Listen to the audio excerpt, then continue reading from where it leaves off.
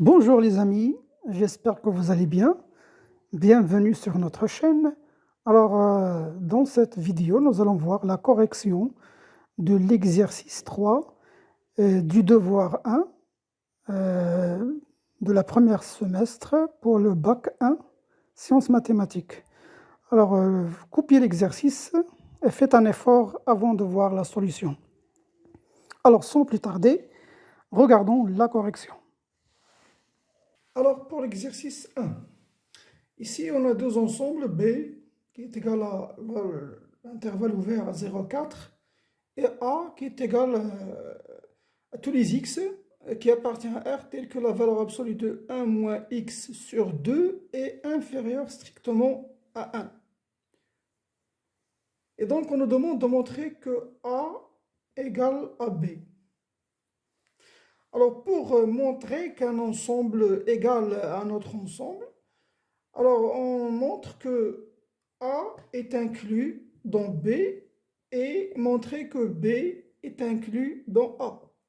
On montre la double inclusion. Et pour montrer que A est inclus dans B, on prend un élément dans A et avec des implications logiques, on arrive à la fin à montrer que X appartient à B. Si on arrive à faire ça, ça veut dire que A est inclus dans B. Et la même chose ici, on va partir d'un élément dans B et on va faire des implications logiques pour arriver à la fin que ce même élément est dans A. Et c'est comme ça qu'on montre l'inclusion. Et on peut faire ces deux opérations en une seule. Ça veut dire, au lieu de montrer, si on peut montrer qu'il y a des équivalences, ça veut dire que la propriété va dans ce sens et revient de l'autre sens, alors on peut partir avec des équivalences. Ça veut dire si on prend un élément dans A et on arrive à faire des équivalences jusqu'à arriver à ce que, à la fin, que X appartient à B, eh bien, avec ces équivalences, on a montré la double inclusion, donc on peut dire que A égale à B. Et c'est ce qu'on va faire dans notre exercice. On va partir avec des équivalences au lieu de ces doubles inclusions parce que l'implication part dans les deux sens. Alors, vous allez voir. Alors, prenons un élément dans A, soit X dans A. On va prendre un élément de A. Alors, cela est équivalent à dire que 1 moins ce x-là qu'on a choisi dans A sur 2 va être inférieur strictement à 1. Et vous voyez, lorsque je dis 1 moins x sur 2, valeur absolue inférieure, ça veut dire aussi, ça implique que ce x, il est dans A. C'est pour cela que j'ai mis ici l'équivalence. Cela équivalent à dire, alors une propriété de la valeur absolue. Je vous la rappelle. Si A, la valeur absolue de A est inférieure à un élément R, ça veut dire que cela est équivalent à quoi? Cela est équivalent à dire que A est compris entre moins R et R. Ça, c'est une propriété de la valeur absolue. Donc, je vais dire ici, cela équivalent à dire que 1 moins x sur 2 sera compris entre moins 1 et 1. Donc moi, ce que je cherche où se trouve le x. Je cherche à délimiter mon x. Je cherche où il se trouve. Donc je dois me débarrasser de 1 ici. Donc je dois soustraire ici 1, 1, 1. Moins 1 ici, et moins 1 ici, et moins 1 ici. Donc je peux dire cela équivalent à dire que moins 1, 1 moins 1 c'est 0, donc ce qui va me rester c'est moins x sur 2. Ici j'aurai 1 moins 1. Donc moins 1 c'est moins 2. 1 moins 1 c'est 0. Équivalent. Là je vais multiplier fois moins 2. Donc si je multiplie fois moins 2, c'est un nombre négatif, donc je vais changer l'ordre des inégalités. Donc je vais avoir ici le 0 va partir ici, fois moins 2 va me donner 0. Et là, je multiplie fois moins 2, ça va me donner x, parce que je simplifie avec 2. Et là, je vais multiplier fois moins 2, ça va donner 4. Donc, le 4 va passer ici. Donc, cela est équivalent à dire que notre x, il est dans l'intervalle 0, 4. Et voilà. Et donc, on vient de montrer que ce même x, il appartient à l'ensemble B. Bien sûr, puisqu'avec des équivalences, alors cela veut dire que l'ensemble A égale à l'ensemble B. Passons maintenant à la deuxième question. Alors, pour la deuxième question, ici on nous demande de montrer cette équivalence. Alors, pour montrer cette équivalence, on va en premier temps montrer l'implication dans ce sens. Après, on va montrer l'implication de l'autre au sens. C'est-à-dire, dans un premier temps, on va considérer ça comme étant vrai et on va montrer que A est inclus dans B. Et après, on va supposer que A est inclus dans B et on va montrer ces doubles inclusions.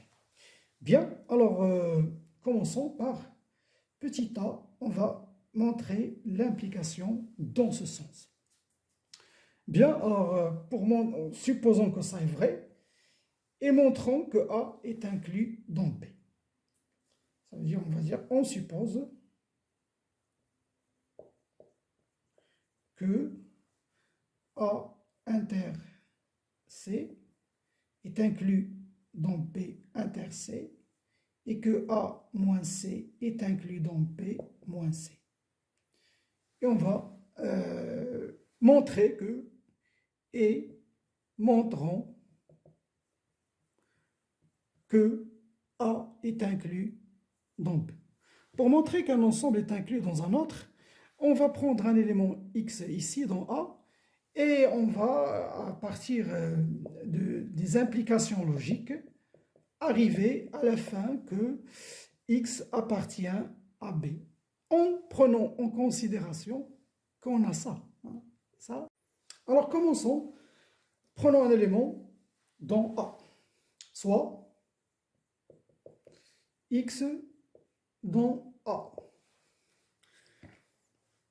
Alors, cela implique quoi? Alors, je vais vous montrer ça avec les diagrammes de Venn. Si on a par exemple un ensemble A, ici, et un ensemble C. Regardons de plus près l'ensemble A. Regardez l'ensemble A. On voit bien que l'ensemble A est composé de deux ensembles. Ça veut dire qu'il est composé de ça, de cet élément ici, rouge, cette zone-là. Alors cette zone, c'est quoi? C'est A moins C. Ça veut dire les éléments qui sont dans A, mais qui ne sont pas dans C. Et il est aussi composé de cette zone. Ça, c'est A inter C. Les éléments qui se trouvent à la fois dans A et dans C. Donc, si je fais l'union ici de ces deux éléments, A moins C union A inter C, je vais obtenir l'ensemble A. Tout cet ensemble-là, c'est A. Donc, si je dis qu'un X appartient à A, ça veut dire qu'il y a deux possibilités. Soit qu'il est ici, dans A moins C, ou bien il est ici, dans A inter C. Ça, c'est une application logique. Soit X se trouve dans A moins C, ou X appartient à A inter C. Bien, maintenant, comme je vous l'ai dit tout à l'heure, je vais exploiter ça. J'ai ici que A moins C est inclus dans B moins C. Ça veut dire si j'ai un élément ici, un élément qui appartient à A moins C, forcément, cet élément va appartenir à B moins C. Et donc, X va appartenir à B moins C. Le haut ici, X appartient à A inter C. Et moi, je sais que, je supposais vrai que A inter C est inclus dans B inter C. Donc forcément, X aussi va être dans B inter C. Et lorsqu'on dit qu'un élément appartient à un ensemble ou à un autre ensemble, ça veut dire que X appartient à l'union de B moins C, union B inter C. Et je vais faire la même chose ici, je vais vous tracer le diagramme de Venn, comme ça vous allez voir de quoi je parle. Ici vous avez B, ici vous avez C. B moins C, c'est cette zone-là. Ça c'est B moins C. B inter C, c'est là. Donc si je fais l'union de ces deux éléments, je ne vais avoir que, ça c'est B inter C. Si je fais l'union, je vais avoir l'ensemble B. Voilà, cet ensemble-là, union celui-là, va donner l'ensemble B. Et donc, cela implique que notre X, il appartient à B. Parce que B moins C, union B inter C, c'est B. Voilà, donc, A est inclus dans B. Maintenant, montrons l'implication dans l'autre sens. Ça veut dire, on va supposer maintenant, donc B, petit b, on va montrer l'implication dans l'autre sens. Supposons que A est inclus dans B. On va supposer ça, on va montrer que ça est vrai. Et montrons que A inter C est inclus dans B inter C et que A moins C sera inclus dans B moins C. Donc on va montrer ces doubles inclusions. Alors montrons dans un premier temps que A inter C est inclus dans B inter C. Si on va montrer cette inclusion, on va prendre un élément ici, soit X, un élément de A inter C. Cela implique que X appartient à A et X appartient à C. Ça, c'est l'intersection. Il appartient à la fois à A et il appartient à C. Or, qu'est-ce qu'on a supposé? On a supposé que A est inclus dans B. Ça veut dire, cela implique,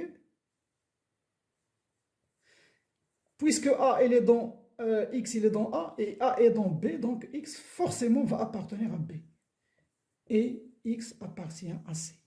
Eh bien, vous voyez, X appartient à la fois à B et à la fois à C. Ça veut dire que X appartient à B inter C. Et voilà la première inclusion. Donc, A inter C est inclus dans B inter C. De la même manière, on va montrer cette inclusion. C'est-à-dire soit X, un élément, cette fois-ci de A moins C. Cela implique, alors les éléments qui appartiennent à A moins C, ça veut dire que ce X appartient à A et X n'appartient pas à C. Ça, c'est la définition de la différence de deux ensembles. Si X appartient à moins C, ça veut dire qu'elle est dans A, mais elle n'est pas dans C. Eh bien, vous l'avez deviné, ce que je vais faire, je vais exploiter toujours ma supposition. Puisque A il est dans A, donc il va être dans B. Donc X appartient à B et X n'appartient pas à C. Eh bien, elle appartient à B et n'appartient pas à C. Eh bien, elle appartient à la différence de B moins C. Et cela, donc, A moins C est inclus dans B moins C. Et voilà notre inclusion. Donc, passons maintenant à la troisième question. Alors, pour la question 3, on nous donne deux ensembles, G et H. Alors, on nous demande d'écrire en extension ces deux ensembles. écrire en extension, ça veut dire donner la liste des éléments de chaque ensemble. Commençons par l'ensemble G.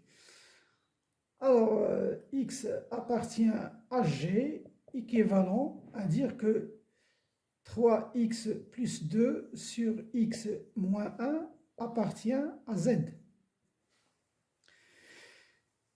Donc, pour prouver que cet élément appartient à Z, on va un peu le simplifier. Alors, regardons ce que je vais faire. Cela équivalent à dire que je dois éliminer, dans le numérateur, je dois éliminer le x. Donc, je dois dire 3x. Ici, je vais dire moins 3 plus 5. J'ai remplacé plus 2 par moins 3 plus 5. Pourquoi? Pour factoriser avec 3 et trouver le x moins 1 ici. Sur x moins 1 appartient à Z. Donc, cela équivalent. Là, je vais factoriser ici. 3 facteurs communs de x moins 1 plus 5 sur x moins 1 appartient à Z. Cela équivalent. Donc, je vais décomposer la fraction. Ça veut dire 3x moins 1 sur x moins 1 plus 5 sur x moins 1 appartient à Z. Je vais simplifier ici. Donc, cela veut dire que 3 plus 5x moins 1 appartient à Z. 3, elle appartient déjà à Z. Pour que la somme de ces deux termes appartienne à Z, cela est équivalent à dire que 5 sur x moins 1 appartient à Z. Et pour que 5 sur x moins 1 appartient à Z, cela est équivalent à dire que x moins 1 divise 5. Pour que 5 sur x moins 1 appartienne à Z, il faut que ce x moins 1 divise 5. Ça veut dire que x moins 1 appartient au diviseur, à l'ensemble des diviseurs de 5. Et c'est quoi l'ensemble des diviseurs de 5? Les diviseurs de 5 sont moins 5, moins 1, 1 et 5. Ça, ce sont les nombres qui divisent 5 dans Z. Parce que ici, on parle d'un élément qui appartient à Z. Et donc, on a 4 possibilités. Soit x moins 1 égale à moins 5. Cela équivalent à dire que x égale à... Alors, moins 5 plus 1, c'est moins 4. Mais attention, notre x là appartient à n. Et 4 n'appartient pas à n. Voilà, donc, ce n'est pas une solution valable. Ça n'appartient pas à G. Deuxième possibilité, x moins 1 peut être égal à moins 1. Et cela équivalent à dire que x est égal à... Alors, moins 1 plus 1, c'est 0. Bien, il appartient à n, c'est bien. X moins 1 égale à 1, cela équivalent à dire que x est égal à 2. Voilà, 1 plus 1, donc appartient à n. Et la dernière possibilité, que x moins 1 soit égal à 5. Et cela équivalent à dire que x égale à 5 plus 1, c'est 6. Elle appartient à n. Donc, voici les éléments de G. Alors, l'ensemble G, ce sont 0, 2 et 6. Voilà. Alors, pour l'ensemble H, là, H il se compose d'un couple. Hein. Il est toujours d'un couple N et M, hein, de N. Donc, X appartient à H, équivalent à dire que N plus 2M égale à 11. Cela équivalent à dire que 2M égale à 11 moins N. Et vous voyez que 2M, c'est un nombre pair. Donc, un nombre pair qui est inférieur à 11. Donc, cela équivalent à dire que M, bien 2M, appartient à l'ensemble. Soit elle peut être égale à 0, ou bien à 2, ou bien à 4, ou bien à 6, ou bien à 8, ou bien à 10. Tous les nombres pairs qui sont inférieurs à 10. Parce que vous voyez, regardez, je peux vous le montrer d'une autre manière. Vous avez n plus 2m égale à 11. Ça veut dire soit ici, on peut avoir, pour avoir un nombre pair, ici, on peut dire que, ici, on va dire que ça va être égal à 1 plus 10, ça va donner 11. Ou bien 3 plus 8, ou bien 5 plus 6. Vous voyez le nombre pair? Ou bien vous pouvez dire aussi 7 plus 4. Là aussi un nombre pair. Ou bien 9 plus 2.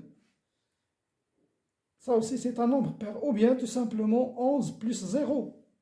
Tous ces nombres-là vont donner 11.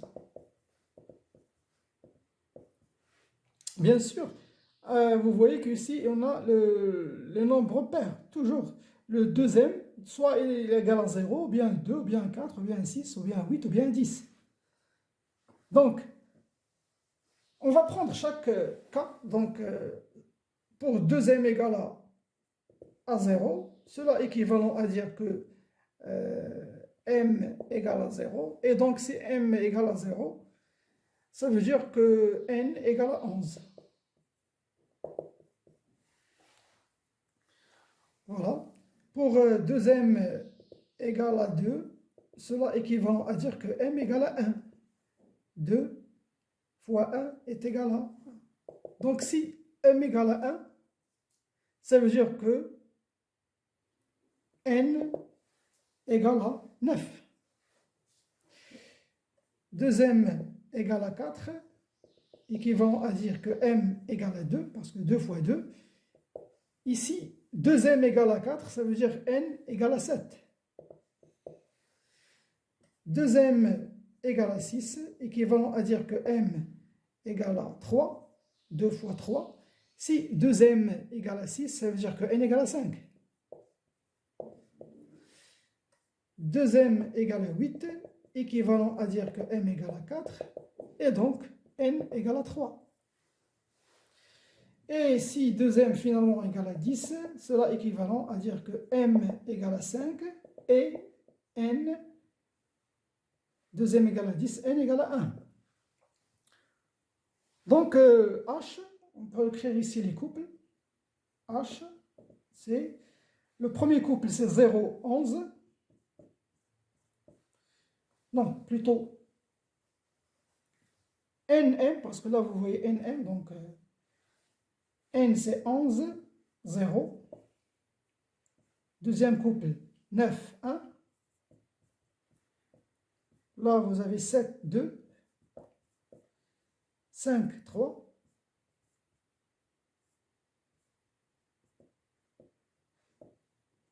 3, 4.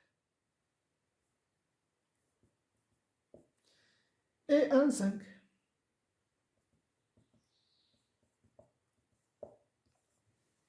Voilà l'ensemble H en extension. Voilà, passons maintenant à la quatrième question. Alors, l'exercice 4, on nous donne un ensemble E composé de couples NM qui appartient à Z étoile fois Z étoile, tel que 1 sur N plus 1 sur M plus 1 est égal à 1 sur 5. Et on veut écrire cet ensemble en extension. Et pour cela, on nous demande, dans la première question A, de montrer que, quel que soit N et M, un couple dans E, alors cela va être équivalent à dire que n-5 fois m-5 égale à 25. Ça veut dire qu'on va changer un petit peu l'expression ici pour se retrouver avec celle-là. Et c'est comme ça qu'on va retrouver la nature des couples. Hein. Donc on va partir du fait que n-m appartient à E. Cela équivaut à dire que 1 sur n plus 1 sur m égale à 1 sur 5. Et on va faire des équivalences jusqu'à arriver à cette expression. Donc c'est simple à faire. M fois 1 c'est m, n fois 1 c'est n sur n fois m. Cela vaut 1 sur 5. Donc ça veut dire que nm égale à 5 fois m plus 5 fois n. Et cela équivalent à dire que nm moins 5m moins 5n égale à 0.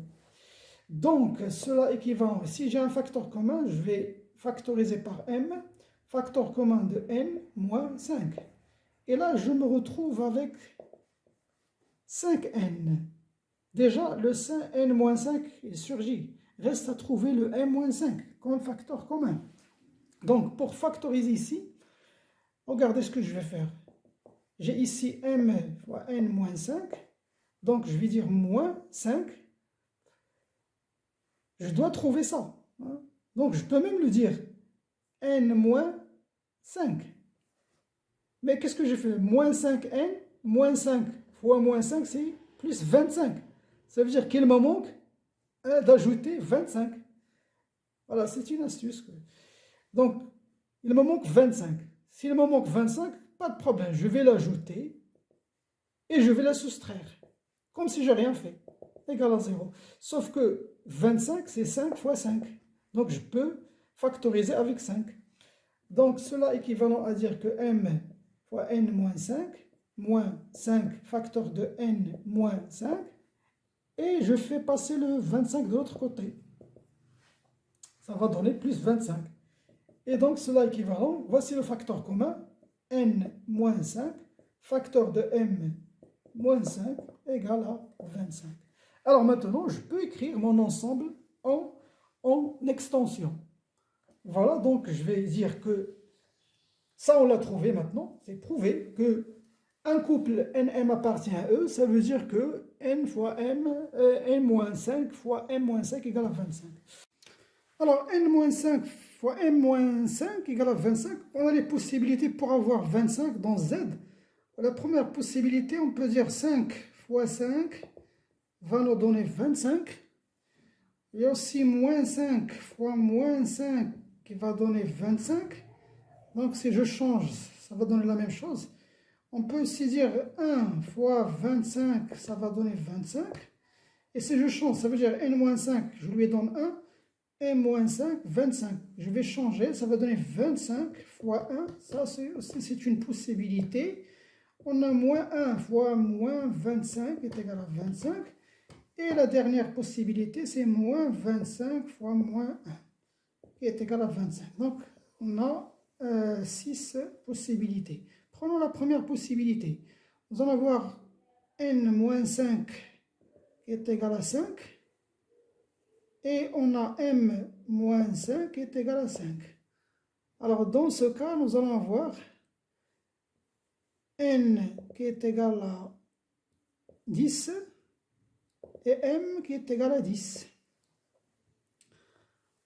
Deuxième cas, n-5 égale à moins 5 et m-5 est égal à moins 5. Dans ce cas, on va avoir n égale à 0 et m égale à 0. Et cette solution n'est pas valable parce qu'on travaille dans z étoile, z étoile. Alors, n et m doivent être différents de 0. Donc, la troisième possibilité, nous allons avoir n-5 qui est égal à 1, m-5 qui est égal à 25. Cela équivalent à dire que n égale à 6, m égale à 30. Quatrième cas, n-5 égale à 25 et m-5 égale à 1.